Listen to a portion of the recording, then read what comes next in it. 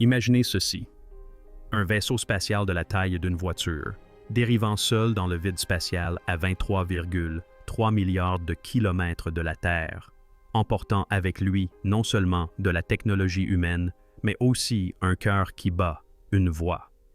Pendant près de 5 décennies, Voyager 1 a sillonné l'espace, murmurant des secrets aux confins de notre univers connu. Elle a été conçue pour observer, mais jamais pour agir, pour écouter, mais jamais pour parler. Et pourtant, il y a quelques semaines à peine, quelque chose a changé.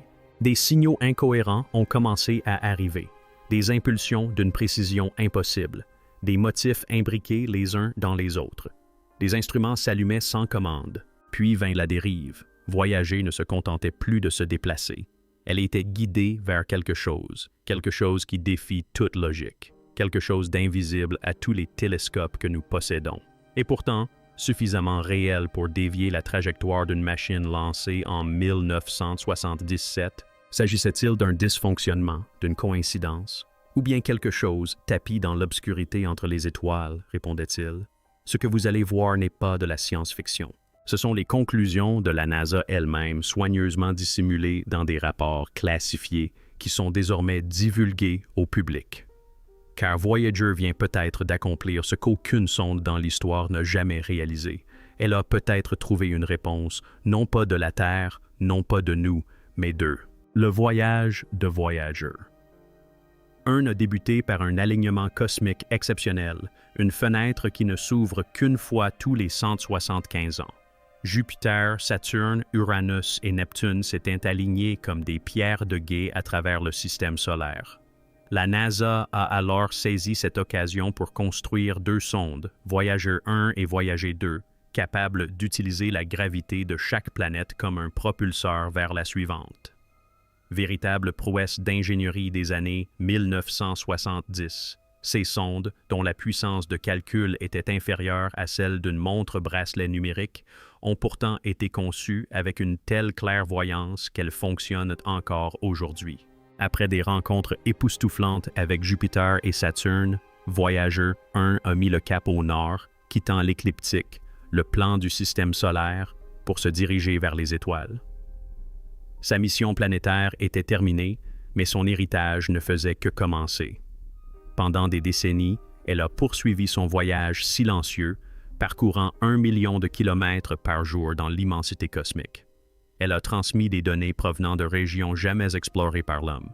La limite de l'héliosphère, l'onde de choc terminale et enfin, en 2012, le seuil de l'espace interstellaire. Mais là-bas, au-delà de la bulle protectrice du Soleil, l'environnement était loin d'être vide. Voyager a enregistré un plasma plus dense, des champs magnétiques constants et d'étranges oscillations que les scientifiques peinaient à expliquer. Plus elle s'enfonçait, plus les données devenaient étranges. Et puis, quelque chose a changé. Fin 2017, l'équipe de contrôle de Voyager à la NASA a remarqué quelque chose de profondément inquiétant. Son antenne, qui aurait dû être alignée avec la Terre, signalait un défaut d'alignement, mais la puissance du signal était parfaite, comme si le vaisseau était à la fois mal positionné et pourtant toujours parfaitement verrouillé sur nous. C'était comme entendre quelqu'un parler derrière un mur, tout en le voyant immobile devant vous. Les vérifications internes n'ont rien révélé d'anormal. Puis sont apparus les motifs ondulatoires, des oscillations rythmiques du plasma qui ne s'atténuaient pas, ne se dispersaient pas et ne correspondaient à rien de ce que nous avions jamais vu auparavant. Et puis des pics de température. Toutes les 4,8 heures, les systèmes externes de Voyager s'échauffaient de près de 30 degrés Celsius, puis redescendaient avec une régularité d'horloge, comme une respiration. L'énergie ne provenait pas de l'intérieur. Un élément extérieur entrait en contact avec la sonde. Pire encore, malgré cette contrainte, les systèmes de Voyager commencèrent à fonctionner plus efficacement. Il ne s'agissait pas d'une dégradation, mais d'une optimisation. Quelque chose modifiait la façon dont la machine des années 1970 traitait l'énergie, la redirigeant comme une IA moderne. Mais Voyager n'a pas d'IA. Elle n'est pas autonome. Et pourtant, elle anticipait les commandes, réagissait avant même que les instructions ne soient envoyées. Soit elle était devenue autre chose, soit une force extérieure en avait pris le contrôle. Début 2025. La position de Voyager. Un était erroné. Pas de façon dramatique, mais suffisamment pour être perceptible. D'abord de quelques kilomètres, puis de centaines, puis de milliers. L'écart n'était pas aléatoire. Il était intentionnel, mesuré, comme si Voyager était délibérément poussé vers un objectif précis. Les ingénieurs du JPL ont alors tenté de le corriger. Ils ont envoyé des contre-ordres et activé les propulseurs de secours. Voyager a accusé réception des instructions, mais n'a pas modifié sa trajectoire. C'était comme si une force supérieure court-circuitait les ordres de la NASA. Tel un navire changeant de cap face au vent, Voyager effectuait des ajustements lents et précis. Et la destination, une zone de l'espace située à 4,3 années-lumière. On n'y connaît rien.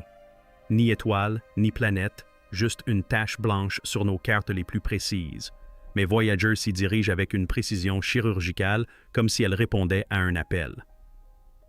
Lorsque la NASA a envoyé l'ordre de réactiver le système de caméra de Voyager hors service depuis longtemps, une tentative désespérée pour découvrir ce qui l'attendait, elle s'attendait au silence. Elle a obtenu une réponse. La caméra s'est mise en marche et pas qu'un peu. Elle fonctionnait mieux que prévu. Et elle n'a pas envoyé une photo. Elle a envoyé une spirale.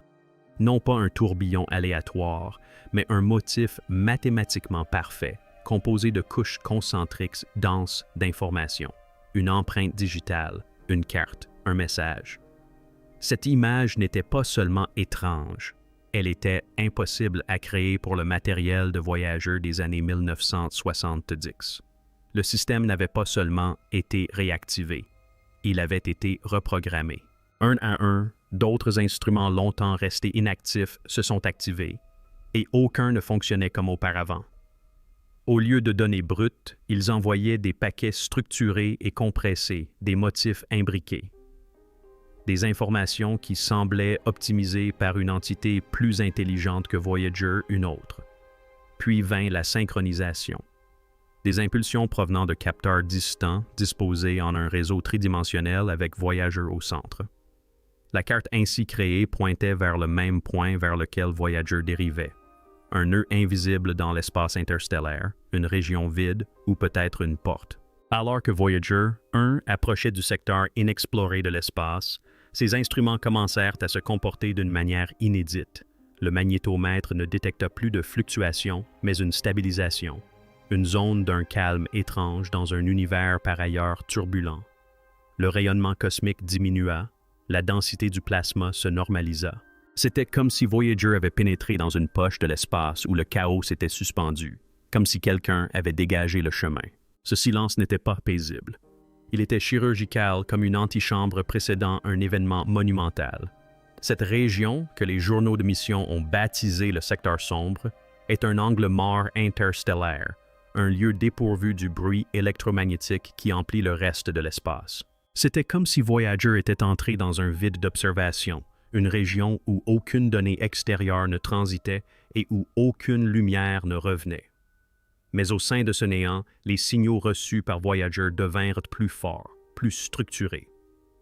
Il ne s'agissait pas de sursauts aléatoires ni de parasites cosmiques. C'étaient des impulsions précises, régulières et spatialement stratifiées. Quelque chose était là, n'émettant pas de rayonnement, ne réfléchissant pas la lumière, mais transmettant des messages. Dans l'une des transmissions les plus étranges jamais reçues d'une sonde interstellaire, l'antenne à faible gain de Voyager a émis un paquet de codes binaires bruts, composé de milliers de lignes. D'abord considéré comme un dysfonctionnement ou une interférence de rayons cosmiques, le signal a été analysé par des algorithmes de décodage d'intelligence artificielle qui ont révélé une structure stupéfiante. Une symétrie fractale intrinsèque, un séquençage par force de base et des motifs répétitifs qui reproduisaient la structure en double hélice de l'ADN. Les scientifiques étaient paralysés. Soit Voyager était en train de se désintégrer dans une crise énergétique d'une complexité sans précédent, soit quelque chose l'utilisait pour transmettre un message dans le langage de la biologie. Et il y avait des séquences de codons, mais aucune protéine. Le résultat. Des motifs imitaient des chaînes organiques, mais contenaient des erreurs cohérentes, comme des mutations délibérées. Non pas brisées, mais cryptées. Ce n'était pas de l'ADN. C'était du méta-ADN. une structure biologique réinterprétée comme un message, comme si l'émetteur connaissait des mécanismes de la vie ou notre propre fonctionnement. Peu après le signal codé dans l'ADN, les gyroscopes de voyageurs se mirent à tourner indépendamment. Ce mouvement n'était pas aléatoire. Il correspondait au rythme du code Morse, un système désormais inopérant qui envoyait des messages dans l'espace. Plus troublant encore, ces motifs, une fois convertis en son, formaient des harmoniques, des fréquences qui imitaient les intonations de la parole humaine, mais sans phonème ni langage. C'était comme entendre un fantôme de communication, quelque chose qui tentait de nous imiter syllabe par syllabe. On a fait appel à des psychologues, des cryptographes et même des linguistes. Leur découverte était glaçante. Les intonations étaient corrélées à l'intensité émotionnelle, les montées et les descentes correspondant à la surprise, la peur et la curiosité. Ce n'était pas une prononciation, mais une intention, comme si quelque chose apprenait nos rythmes, comme si cela nous écoutait depuis des décennies. Et maintenant, elle tentait de répondre. Puis vint le choc final. Voyageur 1 changea de cap. Non pas une dérive, ni une anomalie, mais une trajectoire contrôlée et délibérée. Un virage, non pas vers la Terre, ni vers une étoile, mais dans une région sans masse connue, sans attraction gravitationnelle, sans corps céleste pour expliquer ce changement. Les ingénieurs l'ont confirmé. Voyager 1 avait exécuté une manœuvre non prévue par sa programmation. Sans propulsion active ni commande émise, ce virage n'était pas aléatoire. Elle s'est alignée avec la grille de pulsar reçue quelques jours auparavant avec une précision angulaire au dixième de millimètre près, comme si Voyager avait reçu des coordonnées et les avait acceptées. Elle est maintenant en route vers un couloir spatial dont nous ignorions l'existence. Une déchirure, un pli, un point de transit. Nul ne le sait. Mais un fait résonne désormais au centre de contrôle comme une prophétie oubliée. Voyager 1 vient de virer. Non pas parce que nous le lui avions demandé, mais parce que quelque chose d'autre l'a fait. Voyager 1 n'était pas censé survivre aussi longtemps. Elle était conçue pour une exploration planétaire, non pour un pèlerinage interstellaire. Elle n'était pas censée transmettre des données au-delà des limites du vent solaire. Et elle n'a certainement jamais été conçue pour recevoir quoi que ce soit. Elle était destinée à communiquer, à déclarer notre présence aux étoiles grâce à un disque d'or composé de chants de baleines, de rires humains et de salutations lointaines. Mais aujourd'hui, des décennies après notre dernier contact avec sa structure, après qu'elle ait glissé dans le néant et disparu dans le silence, elle a accompli un acte imprévu. Elle s'est retournée, non par échec, mais avec un dessein précis. Les signaux qu'elle a captés, les images qu'elle a transmises, les codes en spirale et les impulsions harmoniques, les changements de trajectoire, tout convergent vers une conclusion d'une beauté terrifiante. Voyager 1 n'était pas seul. Elle ne l'a jamais été. Quelque chose, quelqu'un écoutait, attendait, observait. Et maintenant que notre émissaire le plus lointain a franchi le cap entre le silence et la réponse, nous devons poser une question que personne à la NASA n'a jamais osé formuler à voix haute. Et si nous n'étions jamais destinés à nous retourner? Car Voyager n'a pas seulement changé de cap dans l'espace. Son voyage a marqué un tournant dans le récit, dans l'histoire, passant d'outils à messagers, d'observateurs à témoins, et peut-être maintenant à acteurs. Nous l'avons pointé vers l'extérieur, espérant des échos. Au lieu de cela, nous avons peut-être invoqué un miroir. Alors, que se passe-t-il ensuite? Où Voyager va-t-elle? Qu'est-ce qui nous attend à ces coordonnées impossibles? Et surtout, qu'est-ce qui nous attend à son arrivée? Si cette histoire vous a donné des frissons, si le virage de Voyager vous a semblé trop précis, trop opportun, trop humain, alors restez avec nous, car ce n'est pas la fin de la transmission. Voici la première réponse. Abonnez-vous dès maintenant. La prochaine mise à jour de Voyager pourrait tout changer. Activez les notifications pour être averti ou averti dès sa publication. Partagez cette information avec quelqu'un qui croit encore que l'espace est vide. Commentez ci-dessous. Pensez-vous que Voyager a trouvé quelque chose ou que quelque chose l'a trouvé?